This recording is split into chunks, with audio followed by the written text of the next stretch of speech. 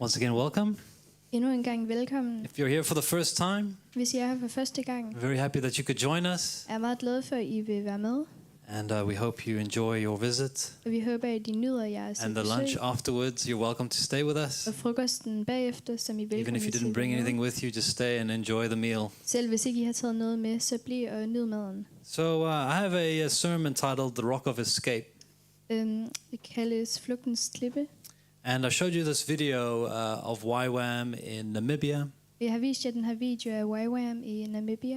And I don't know if you noticed it, but there was a man there that Gabriel was trying to help. Jeg ved ikke, om I lagde mærke til det, men der var en mand, som Gabriel han prøvede på at hjælpe. And this man, he has a family, but he lost his job. And to escape the pain and the struggle he's going through, he grabs alcohol as his escape. Den her mand han havde en familie, men han mistede sit job og tog alkohol for at komme væk fra det. And so we all have our own ways of escaping difficulties in life. Og vi har alle vores egen måde at flygte fra problemer i livet på. Some years ago, my dad told me this story. Et par år siden fortalte min far He mig en was on a historie. safari in Africa, Han var på en safari i Afrika, and he saw an elephant in the bushes, and so he wanted to get up close to make a nice picture. og han så en elefant i buskene, så han gik tæt på for at ville få et godt And billede. so he got out of the car, Så han gik ud af bilen, and he had his camera with him. og han havde sit kamera med ham. And so as he's going to the bush, he's trying to get closer and closer. Så når han nærmer sig busken, And at one point, the elephant started getting angry. begynder elefanten på et tidspunkt at blive vred. And my dad didn't understand what was happening. Min far han forstod ikke, hvad der But skete. later he discovered that the elephant was a mother elephant that had a young one with her. Og senere fandt han ud af, at elefanten var en mor, som havde en unge med ham. All of a sudden, the elephant turns and starts charging at my father. På et tidspunkt begynder den at blive vred på min And angreb. so he hides behind a tree. Så han gemmer sig bag et træ. And the elephant is with the trunk is trying to grab him around the tree. Elefanten prøver på at løbe efter ham rundt om If the træet. tree wasn't there, he would have been stomped to death. Og hvis træet ikke var der, ville han blive trampet ihjel. And so eventually he manages to kind of crawl out of there and disappear. Så han ender med at kunne kravle væk derfra. And if you want to hear the whole story, you can ask him afterwards. Hvis I vil høre hele historien, kan I spørge ham But bagefter. I'm just trying to explain that we all have our ways of escaping trouble. Men jeg prøver bare at fortælle, at vi alle har vores egen måder på at komme væk fra farer. And I want to read with you 1 Samuel 23. Så jeg vil læse 1. Samuels bog And it's 23. how David escaped his trouble. På hvordan David flygtede fra hans problemer. And so let's read from 1 Samuel 23. We're going to start in verse 14. Så 1. Samuels bog 23, vers 14. And David stayed in strongholds in the wilderness and remained in the mountains in the wilderness of Ziph. Saul sought him every day, but could not deliver him into his hand. But God did not deliver him into his hand. David tog nu ophold i klippeborgene i ørkenen. Han opholdt sig i bjergene i Sifs ørken. Så Saul efterstræbte ham hele tiden, men Gud gav ham ikke i hans hånd. Then we skip to verse 24. Så i vers 24. So they arose and went to Ziph before Saul, but David and his men were in the wilderness of Maon, in the plain on the south of Jesimon. When Saul and his men went to seek him, they told David. Therefore he went down to the rock and stayed in the wilderness of Maon. And when Saul heard that, he pursued David in the wilderness of Maon. Then Saul went on one side of the mountain, and David and his men on the other side of the mountain. So David made haste to get away from Saul, for Saul and his men were encircling David and his men to take them. David og hans mænd var i Maons ørken i Araberlavningen syd for Jeshimon. Saul og hans mænd drog ud for at lede efter ham, men de fik David at vide, og derfor trak han sig ned til klippen og tog ophold i Maons ørken. Det hørte Saul, og han forfulgte David ind i Maons ørken. Saul gik på den ene side af bjerget, David og hans mænd på den anden, og David satte farten op for at slippe væk fra Saul. Men da Saul og hans mænd var ved at omringe og gribe David og hans mænd, kom der bud til Saul: skynd dig at komme, for filistrene har gjort indfald i landet. But a messenger came to Saul, saying, Hurry and come, for the Philistines have invaded the land. Therefore Saul returned from pursuing David, and he went against the Philistines. So they called this place the Rock of Escape.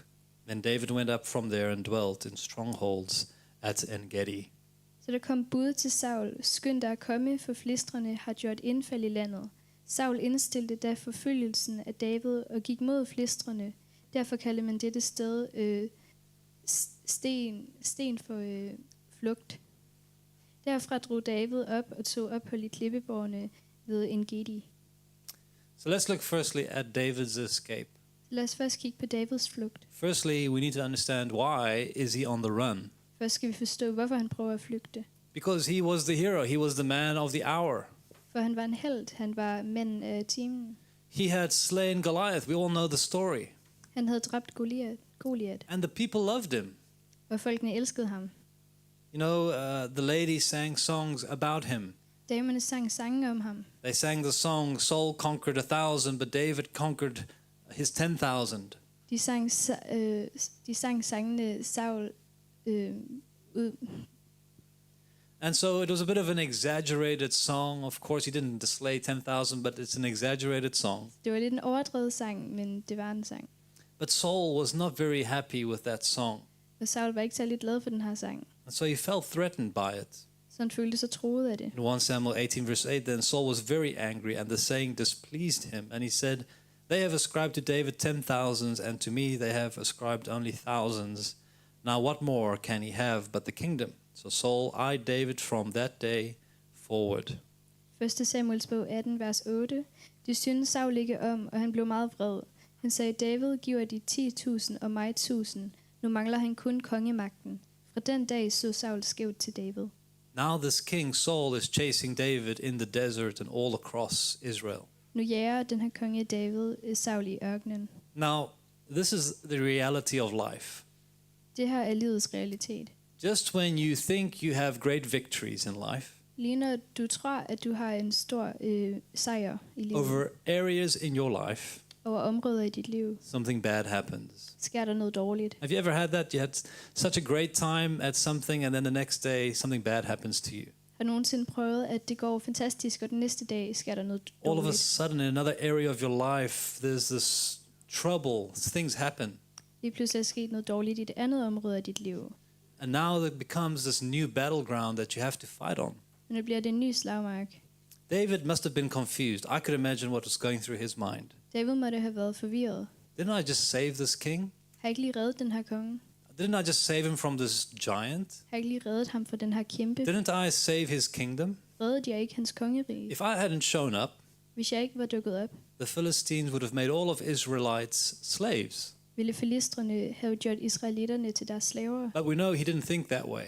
Men det vidste vi, at han ikke tænkte på den But måde. it makes it more complicated because God was involved. Men det gør det mere kompliceret, fordi at Gud var involveret. David knows God saved Israel David ved, at Gud reddede Israel from the giant. It wasn't David who killed the giant, it was God.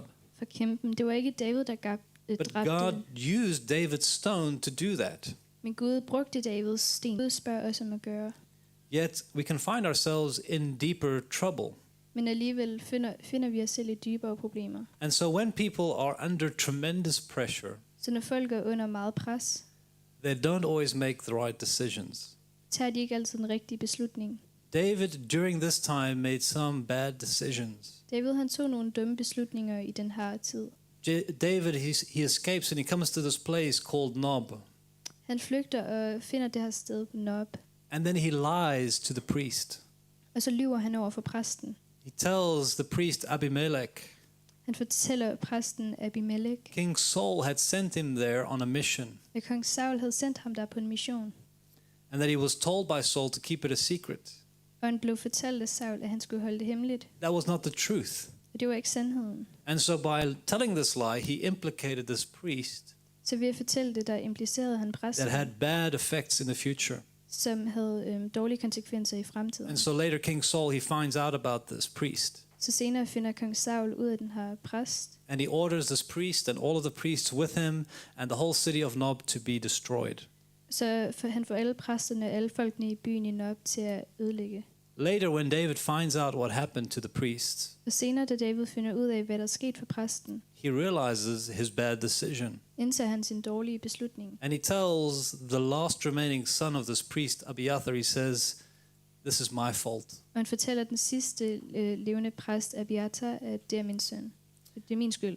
And so the natural feeling that we have when we've done something wrong, Så den naturlige følelse, vi får, når vi har gjort noget forkert, we think if I've made mistakes or if I've sinned, tror vi, at hvis jeg har lavet en fejl eller syndet, then God will no longer help me. så vil Gud ikke længere hjælpe mig. So I want to look secondly at the God who never leaves us. Så jeg vil kigge på Guden, der aldrig forlader os. It's very clear David made mistakes. Det er meget klart, at David han begik fejl. But when you read his story, Men når man læser hans historie, you discover that God is still there. finder man ud af, at Gud han stadig er der. The very next chapter, we read about a city that is being attacked. I det næste kapitel læser vi om en by, der bliver angrebet. David hears about the city. It's called Keilah, David hører om byen and it's Keilah, under attack. og den er under angreb. And then David asks God for advice. Og så beder David Gud om vejledning. In verse 2 of 1 Samuel 23. I 1. Samuels bog 23, vers 2. Therefore David inquired of the Lord, saying, Shall I go and attack these Philistines? Der spurgte David Herren, skal jeg drage hen og slå filistrene? And the Lord said to David, Go and attack the Philistines and save Keilah. Og Herren svarede David, drag hen og slå filisterne og befri Keilah. But that wasn't enough for David's men. They had actually lost trust in him. Men det var ikke nok for Davids mænd, fordi de havde mistet tilliden i ham. How do we know that? Hvordan ved vi det? They said, Look, we are afraid here in Judah. How much more, even if we go to Keilah against the armies of the Philistines? Se, vi er bange her i Juda. Hvor meget mere, hvis vi går til Keilah mod filisternes herre? David, who is the fearless warrior who went against the giant, David, som er den frygtløse kæmper, som gik imod kæmpen. the whole nation knows about him. Og hele nationen kender til ham. But when David asks him and his 600 men, let's go attack the Philistines, they're afraid.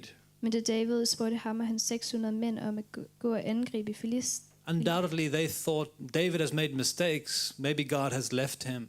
blev han bange og troede, at måske David havde begik fejl. And so fear comes when you doubt that God is there to help you. Så frygt kommer, når du tvivler på, at Gud han er der for at hjælpe dig. They feared because they thought that God had surely left David, Fordi de frygtede, fordi de troede, at Gud helt sikkert havde forladt David. because he lied. På grund af, at han løg.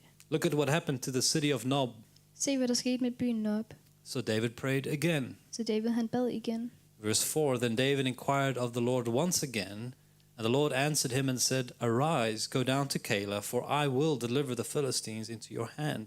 And David and his men went to Keilah and fought with the Philistines, struck them with a mighty blow, and took away their livestock. So David saved the inhabitants of Keilah. Derfor spurgte David Herren endnu en gang, og Herren svarede ham, drag til Keilah, for jeg giver filistrene i din hånd. David og hans mænd drog så til Keilah og angreb de filisterne. Han bortførte deres kvæg og tilføjede dem et stort nederlag. Sådan frelste David Keilahs indbyggere. So what does that tell you about our God? Så hvad fortæller det dig om vores Gud? That even if you make mistakes, At selv hvis du begår fejl, even if you have sinned, selv hvis du har syndet, God is still there to help you. er Gud der stadig for at hjælpe dig. It's not that God approved of what David did. Det er ikke fordi, at Gud han godkender, hvad David gjorde. God doesn't approve of the bad choices we make. Gud han godkender ikke de dårlige valg, vi begår. I don't think God wanted David to lie, Jeg tror ikke, at Gud ønskede, at David skulle to lyve deceive this priest Abimelech. for at bedrage den her præst Abimelech. I think God wanted David to be honest. Jeg tror, at Gud ønskede, at David skulle være ærlig. I also don't think that God wanted David to run into the desert, Jeg tror heller ikke, at Gud ønskede, at David skulle løbe ud i ørkenen to get away from his problems. for at slippe væk fra sine problemer. Sometimes people think they need to run away from their problems to solve their problems. Nogle gange tror folk, at de skal løbe væk fra deres problemer for at løse dem. When I was Justin's age, Da jeg var på Justins alder, I had a disagreement with my stepfather. havde jeg en konflikt med min stedfar. It was so bad Det var så slemt, that I decided to run away from home. at jeg besluttede mig for at løbe hjemmefra. And it's not in the Netherlands or in Denmark, it's in South Africa. Og det var ikke i Holland eller i Danmark, det var i Sydafrika. Not a very safe place. Ikke et særligt sikkert sted. But here's me, 14 years old, and I'm hiking 400 kilometers up to the north. Men her er 14-årig jeg, der går 400 kilometer op mod nord. I was running away from my problems. Jeg løb væk fra mine problemer. You know what? David was actually safe when he was close to the prophet Samuel. Men David han var faktisk sikker, da han var på profeten Samuel. The very first time that David escapes, he comes to the prophet Samuel. Første gang David han slap fri, der kom han til And whilst Samuel. he's there, Saul finds out and he sends messengers to go to where David is. Og første gang han var der, opdagede kong Saul det, og han sendte profeter hen for at finde ham. But as these messengers arrive, they encounter the prophets and they themselves start to prophesy. Men da de er der begynder de selv at profetere. Then eventually Saul gets upset and he himself also goes and he wants to meet with David. Så Saul han bliver også vred og beslutter sig for at mødes med David. And as he comes close to the city, Abiath, he also starts to prophesy. Og når han kommer tættere på byen, der beslutter han sig også for at profetere. And so God's presence was so strong close to the prophet Så Guds nærvær var så stærkt tæt på profeten, that I believe if David would have stayed with the prophet, at jeg tror, at hvis David kunne have blevet der, he could have stayed there all the way to the end until he became king and he would have been safe. kunne han have blevet der indtil den tid, hvor han blev konge og blev frelst. But he decides to run into the desert. Men han beslutter sig for at løbe ud i ørkenen. And so that's one of his bad choices. Så det er en af hans dårlige beslutninger. So even when we make poor choices, Så selv når vi træffer dårlige valg, the story tells us God will help us. fortæller historien os, at Gud vil hjælpe os. At some point after David saved the city Keilah, På et tidspunkt efter David reddede Keilah, he hears from God, hey, Saul is coming for you. hører han fra Gud, at Saul kommer for dig. So he doesn't trust the inhabitants that they would not deliver him out to Saul. Så han stoler ikke på, at indbyggerne ikke vil give ham til Saul. So he asks God, are they going to hand me over when Saul comes? Så derfor beder han til Gud, vil de overlevere God mig til says, Saul? they will deliver you. Gud siger, at de vil give dig. And so David and his 600 men, they leave and they go back into the wilderness. Så David og hans 600 mænd, de tager afsted og ud i vilden igen. And then Saul finds out and then he stops pursuing David in that city. Så når Saul finder ud af det, stopper han med at lede efter David i den by. So now David finds himself in this place in the wilderness in Maon. Så nu finder David sig ude i ødemarken